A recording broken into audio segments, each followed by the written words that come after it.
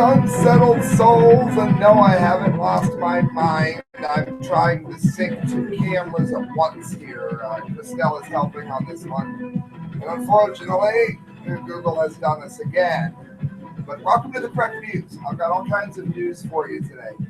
I have to say, how many of you have followed the Halloween shows and the April Fool's shows and et cetera, et cetera? If you have, then what you have likely noticed is there's this ridiculous character that I created called Ard Mortis. And he comes out on Halloween and various April Fool's Day. It's a joke. Well, wouldn't you know, by dumb luck, Ard Mortis actually has managed to made his second correct prediction. We'll get to that at the end of the show. We'll have time for a little bit of silliness. Unfortunately, we don't have silliness to lead off with. Kurt Nemo, Prison Planet.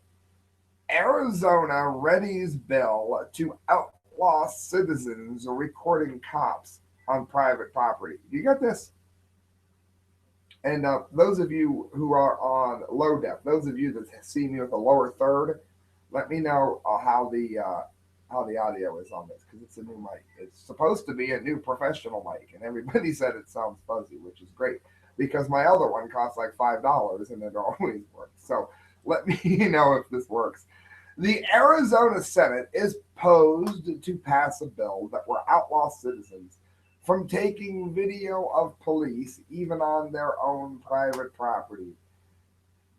It is unlawful for a person to knowingly make a video recording of law enforcement activity. SB 1054 reads, if the person making the video recording does not have the permission of a law enforcement officer and is within 20 feet of where the law enforcement activity is occurring. In other words, they can come into your house, film whatever part of the arrest that they choose to film. However, you are not allowed to film in your own house if you don't meet a certain criteria. The ban also states that an individual may not record police on their private property or in their homes unless they are 20 feet away from police or from an adjacent room. And if a police officer determines the individual is, quote, interfering in the law enforcement activity, which we have seen them use for no reason at all repeatedly, then it's safe to be in the area. Now, I want to give a shout out here because I'm in a really bad mood just reading this. I'm in a good mood, you could tell when I started. And I'm laughing a little bit for those of you that watch all the time, and that's why you subscribe, so you get these funny stories. Those of you that don't subscribe, you'll love it. Christelle has not been in the studio, and the camera hasn't worked, and everybody thinks that I've lost my mind. And now she's here, and I was ready to just not mention it because I was like, oh, well, it's going to work. No, it still doesn't work. So it wasn't me, listeners. It wasn't me. Police routinely oppose citizens recording their activity, and the proposed legislation will provide them with a legal loophole to shut down all video recording. Thankfully, I live in Canton, Ohio. I have recorded the cops a couple of times, and they have always been remarkable about it. I also want to give a shout out to the State Highway Patrol in Akron, which helped my friend Bino when he was stranded in Akron. In Pennsylvania, I'm sorry, that wasn't Akron, that was Pennsylvania, State Highway Patrol. I think his name was Larry. Way to go. But yeah, this particular here, this Arizona issue is an absolute nightmare. The Arizona law is a response to numerous videos that have shown police abuse. And in a few instances, individual police officers have faced persecution for violating the rights of citizens as a result of video recordings. The government has taken a keen interest in preventing this sort of evidence. In other words, the police are being proved wrong. So the way around it isn't to reform the actions of the police. No. See, that would make sense. We can't possibly do that. We are going to change the rights of the police officers so that they can film you at will. But, maybe I forgot to turn my camera on while I was beating his head in with my stick. That's a great idea. Listen to this. This is from John W. Whitehead. God bless John W. Whitehead. If government officials can find and arrest you for growing vegetables in your front yard, praying with friends in your living room, installing solar panels on your roof, roof and raising chickens in your backyard, which we've covered most of those here, you're no longer the owner of your property. If school officials can punish your children for what they do or say while at home or in daycare, which they do, then your children are not your own. They are the property of the state. That says it all, friends. Moving on. Horrible. Don't worry about it, Christelle. Just see if you can get it to work. At least now you know what the glitch is. Um, PJmedia.com. Rand Paul asks voters, have any of you ever worked for a poor person? Now, let me say before I get people, Sam, you're a traitor. If Rand is still in the primary, I am going to vote for Rand. Okay, so please put me in what Glenn Beck calls the safety tree for a minute. I'm going to vote for Rand, so leave me alone. The reason that Rand is not where Trump is because Rand focused on Planned Parenthood, which I'm not saying was bad, but he focused on Planned Parenthood instead of focusing on the economy, instead of focusing on immigration, instead of focusing on taxes.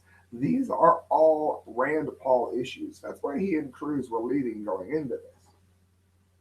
Rand decided to go ahead and focus on other things that didn't affect those of us who were not aborted. What I'm saying is Planned Parenthood is not going to get you elected or unelected. I hate to be the one to tell you that. It's simply not going to happen. No matter which side of the debate you're on, I think most people agree on that. So he was talking about that. Trump started talking about the economy, and guess what? Bam! Trump leaving. Trump started talking about immigration. Rand is actually the person who would be best for the nation here, quite clearly. Instead, I don't know what he's been doing, but now he quotes Rush Limbaugh. And I used to drive cab. I used to listen to radio all the time. Have you ever worked for a poor person? That's a stupid question because some people have. Who? Well, I don't. I make very little money. I mean, I'm not poor. I would consider myself low middle class, high end poor. I don't know how you want to look at it. I can tell you this. I've hired people. I'm a DJ. So I know what's a DJ mean. There you go. I'm a DJ. I've hired people to work on a house, sometimes for quite a bit of money.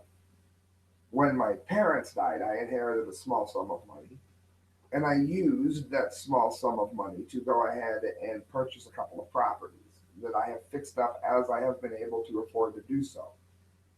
Guess who hired them? Me. Okay, so it's not in my point is, I know what he means, a well-paying job that pays all the time. My point is bigger than it. I understand. I was being facetious, forgive me. But the best you can do is to quote Rush Limbaugh from a decade ago. Rand Paul is the leader of good ideas in this race. And he's crashing. Unfortunately, everything else he says in here is absolutely every reason that I'm going to vote for him. He has just run a terrible campaign. I heard that Jesse Benton was involved. Many of us believe that Ron Paul would have done a lot better if Jesse Benton had never been there.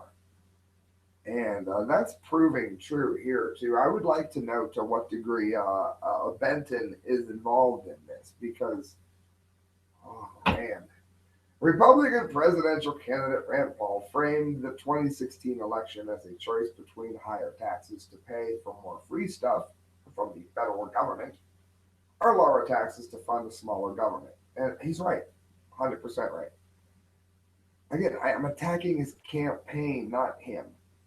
Drawing a contrast between his campaign, which has done horrible, and Democratic presidential candidate Bernie Sanders, who should be doing horrible, Paul asked voters if they have ever worked for a poor person rather than a company. Yes, I can name you a few that have. However, how do we get to a lower taxes in this country?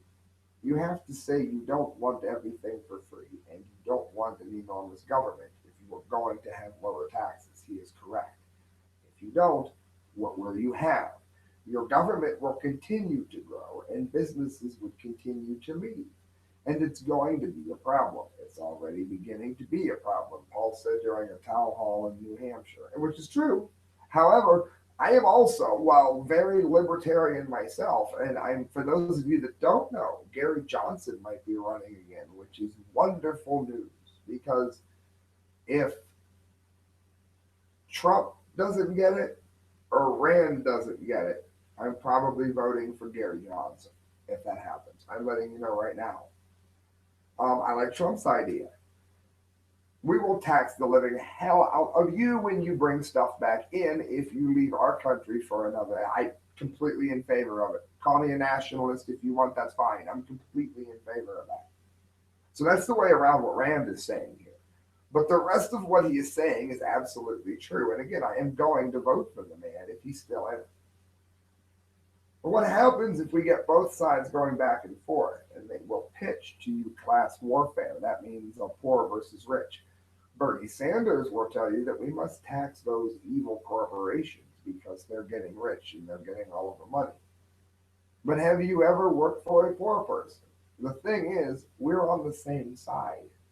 If someone owns your company and you're the 10,000th in line, you make money when the company makes money. If the company is no longer here, then you don't have a job. Well, Rand, that is your job to keep them here. Okay, I'm libertarian nationally. I am not libertarian globally. And the reason I am not is because it's not an even playing field financially. So libertarianism doesn't work on a global scale in terms of economy when you're not dealing with an even playing field. It works within a country. Paul,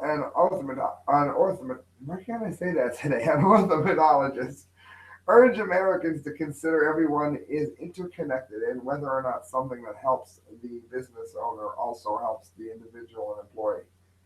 Our taxes are chasing businesses away. He is right on that in every way. Our regulations are chasing businesses away. It's also stopping people from opening businesses, which is even worse. He should be mentioning that. And it's made worse by the fact that we have allowed our government to operate by executive fiat. That means writing anything they want. The president is just doing whatever he wants, Paul said, citing Burger King moving to Canada to pay less in corporate taxes. And again, Trump has the good idea to keep that from happening as well. But again, I like Rand over Trump, but Rand, you've got to be the worst communicator that's ever lived. And why am I saying that? Because it's not just me saying that. Yahoo.com, Rand Paul and Carly Fiorina cut from Maine GOP debate lineup. Didn't I just say in a rather recent show, didn't I not just allude to the fact that poor David Bowie, rest in peace, did I not just allude to the fact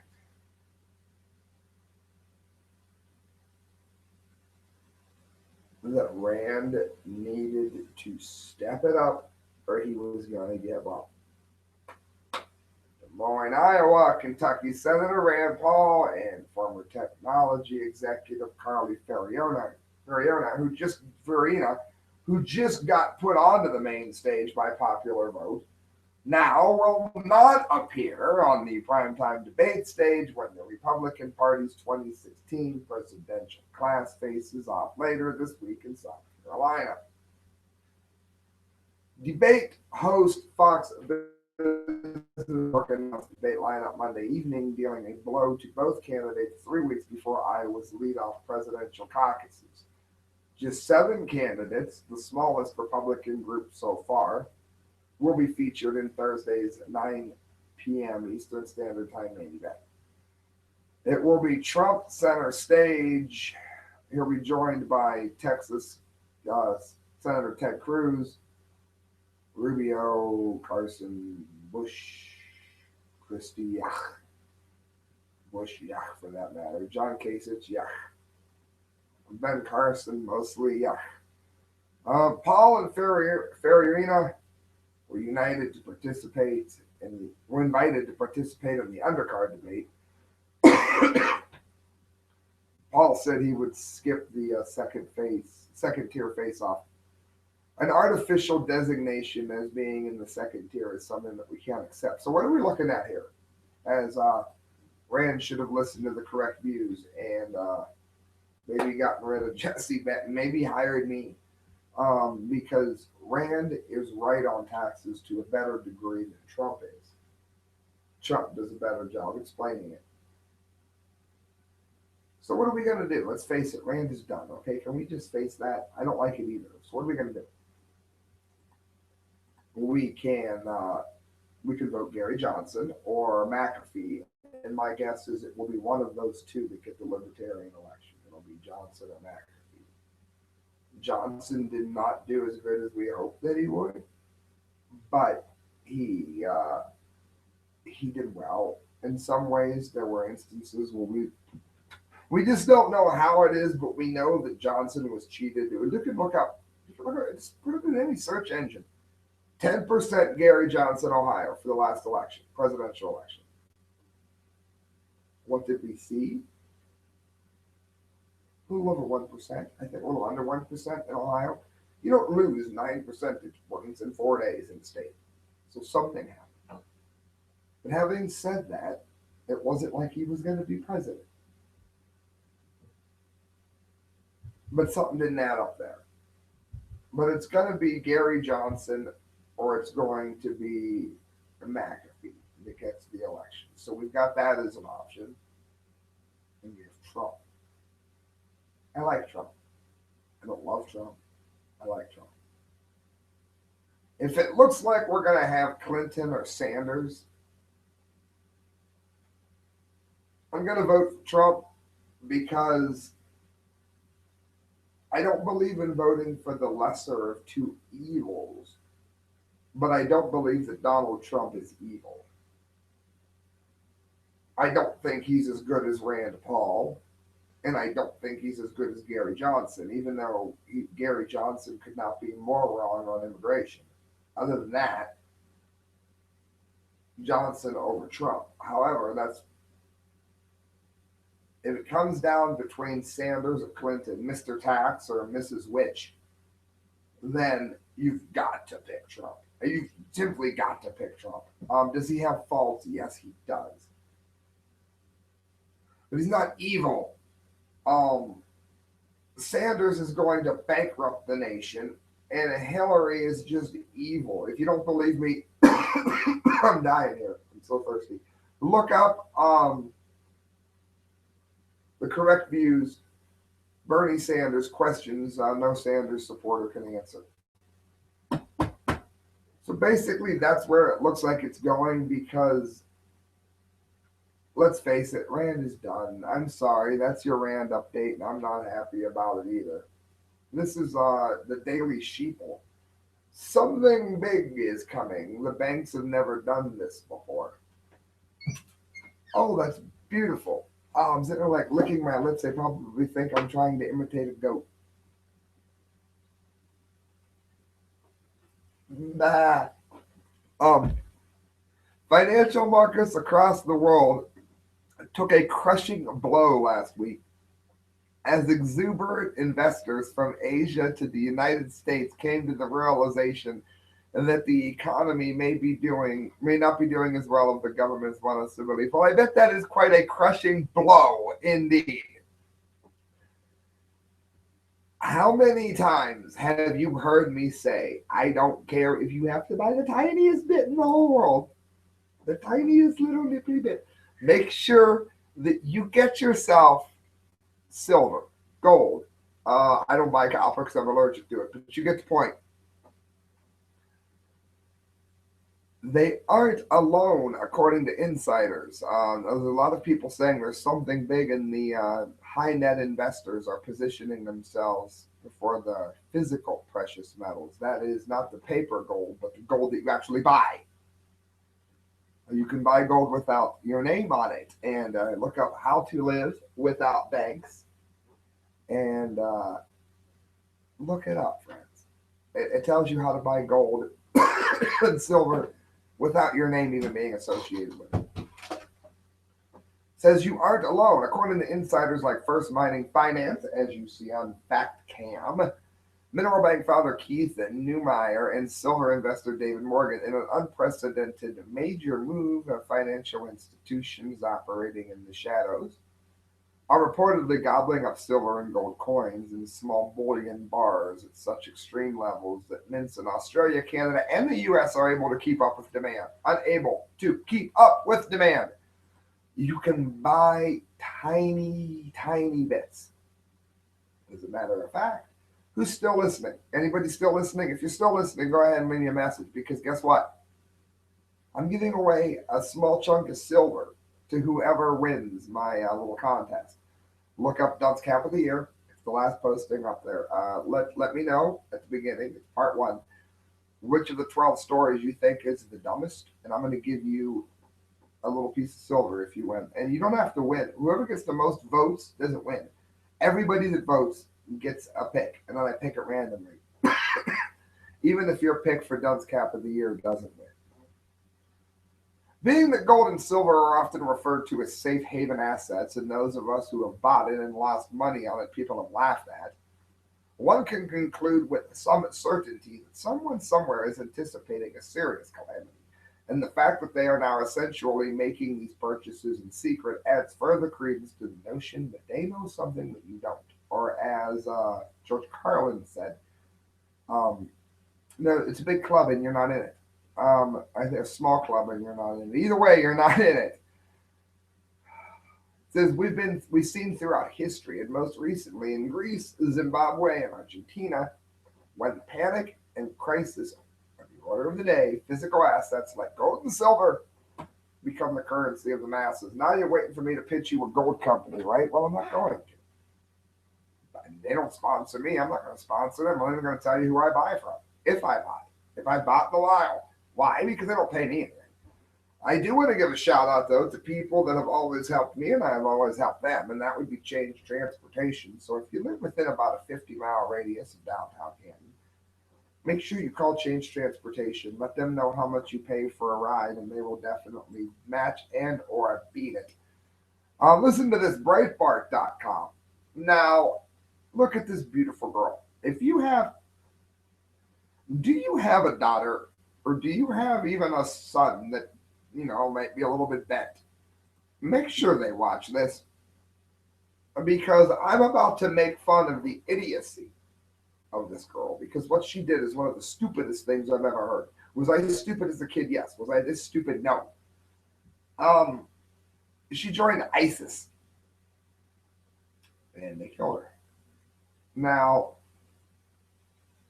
if you are dumb enough to join ISIS, you could argue, okay, but the trouble is, we're not going to joke about someone dying, which is what happened.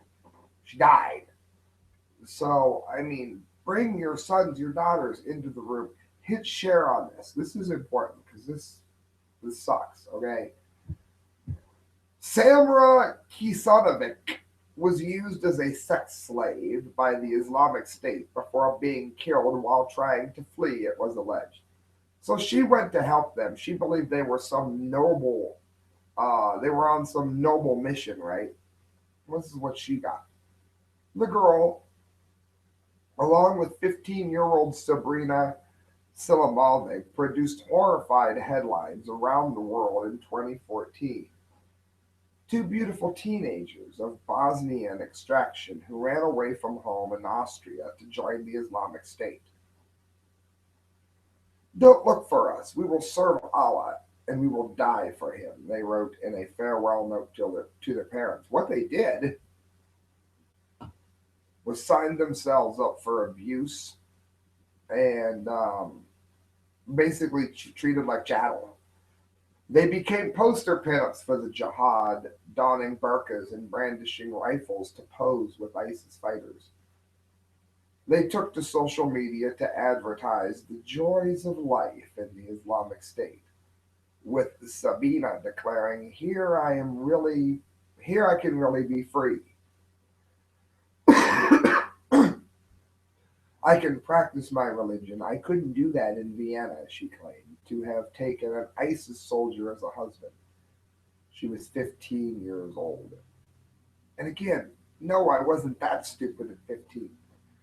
Samra, 2 years older, also supposedly took a jihadi husband, but apparently her domestic bliss in the terror state was short-lived. Reports of her disillusionment and death began circulating in early 2015. At first, she was thought to have died on the battlefield, a fate that apparently befell the younger Sabina, but soon it was said that she was caught while attempting to flee the ISIS capital of Raqqa and beaten to death. The full story of Samra Kisonovic's fate has been fully supplied by a Tunisian woman who claims to have lived with the girls in Raqqa. So basically, they know that she was dead. She tried to get away after repeated rapes, it seems. And that's ISIS, okay? We won't even say Islam at that point. That's ISIS. You ran away to join ISIS. And friends, that brings us to the numbney of the day, where none of you expected it to be the case. Now, for those of you that don't know, Arg Mortis is a fictional character that I made up to be on the correct views. And I almost didn't include him as a guest, so to speak, because I was under the impression that nobody would ever believe that such a stupid character could possibly exist. And then guess what? Guess what happened? Just guess. First of all, he was right on his prediction regarding pumpkins. Arg Mortis, the fictional character that I thought was too stupid to put on the show, predicted that the United Nations were going to call pumpkins a threat to the environment. That happened, and we covered it. Well, now everyone knows that Arg Mortis is known, very much so, for knives. Waving knives in front of the camera. Well, wouldn't you know that some idiot has managed to do the same thing? So kill the lights here while we bring Arg in. The fictional character that I made, Arg Mortis, wishes very much to come on here and tell you that for the second time since Halloween, he is right. You guys didn't believe me, did you? I told you they were going to call pumpkins a threat to global warming, and you didn't believe me. Sam said that I shouldn't be a character because nobody was going to believe that anybody could be that stupid. But listen to, first of all, look at this.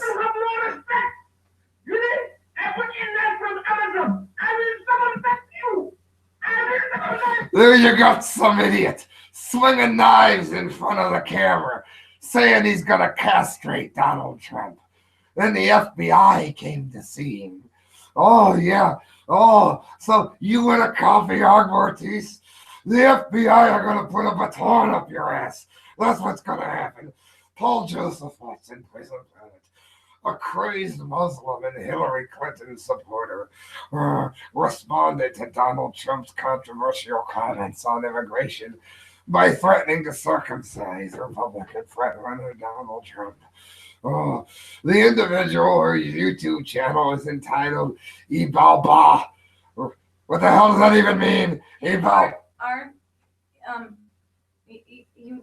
I think you might get visited. I'm gonna get visited by the FBI because I'm holding up. Why am I even on this? What does Alibaba even mean? He appears in a video manically waving knives around while vowing to cut off Trump's penis. I wave knives around. I waved them around in my other video. You can see it. You can see it on Halloween. You can see it on the look up Halloween Correct Views 2015. I was waving knives. But no, I'm going to use scissors. I use scissors before this son of a bitch steals my act. Oh, I'm going to kill him.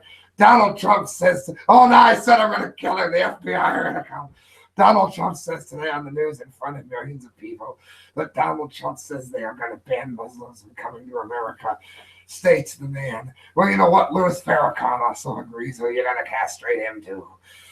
He accuses Trump of no respect for manners, and the man screams, I am Muslim, before calling Trump's mother and father a pussy. That's what happens if you use knives and you swing around guys. And your entire family are all bastards. You are a bigot, and you don't even know the value of America. He then picks up 2 kitchen knives. Christel, who swings kitchen knives? Only you are. Me! And he's going to swing kitchen knives. And then he gets visited by the FBI for doing it. He says, what do you think you are? The man continues, you banned Muslims. Fuck you, Donald Trump. The man repeats in threatening, remarking, I will circumcise you. I will cut off your dick. So since I don't want you stealing my act, I'll put the knife down, and how about if I use some nunchucks? I could take your freaking. I'll get you with a lightsaber if I have to. Do you understand? If you steal my act again, I swear I'll get you with a lightsaber. How would you like it if that happened? Oh.